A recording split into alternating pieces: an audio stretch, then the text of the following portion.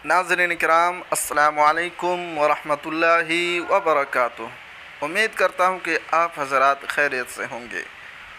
Urdu TIT के मसले पर नायब वज़ीर आला की बड़ी मीटिंग। पूरी ख़बर से पहले आपसे गुजारिश कि अगर आप हमारे चैनल पर नए हैं तो हमारे चैनल को सब्सक्राइब कीजिए और बेल आइकन के घंटी को ज़रूर दबा दीजिए। पूरी ख़बर क्या है दोस्तों, पढ़कर सुनाता हूँ। पटना 7 जनवरी।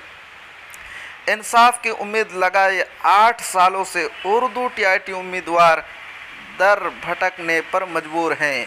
ऐसे में हरदिल अजीज़ बिहार राजद के युवा रियासती सदर MLC कारी सुहेब अहमद ने नायब वज़ीर आला तेजस्वी प्रसाद यादव के साथ उर्दू TIT उम्मीदवारों की बड़ी मीटिंग करवाई।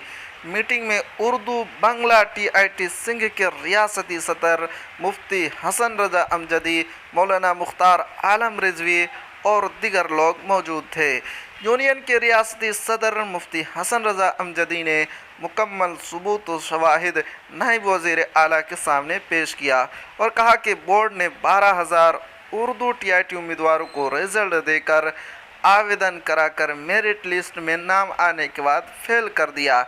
तकनीकी खराबी का हवाला देते हुए पूरे बिहार में हंगामा के बाद वज़ीर आला नीतीश कुमार ने लीगल ओपिनियन मंगवाया जो उम्मीदवारों के हक में आया। इस लीगल ओपिनियन के मुताबिक महकमा तालीम 5% कट ऑफ मार्क्स कम करके रिजल्ट जारी करने का लेटर निकाला, लेकिन अभी तक 8 सालों में लीगल ओपिनियन और लेटर निकलने के बाद भी उर्दू TIT उम्मीदवारों का रिजल्ट जारी नहीं हुआ।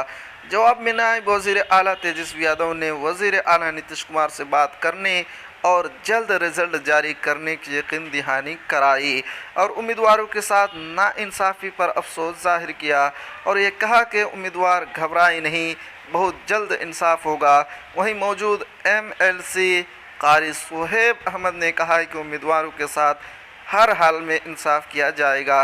ये सच है कि उर्दू TIT उम्मीदवार अपने रिज़ल्ट को लेकर 8 सालों से परेशान हैं।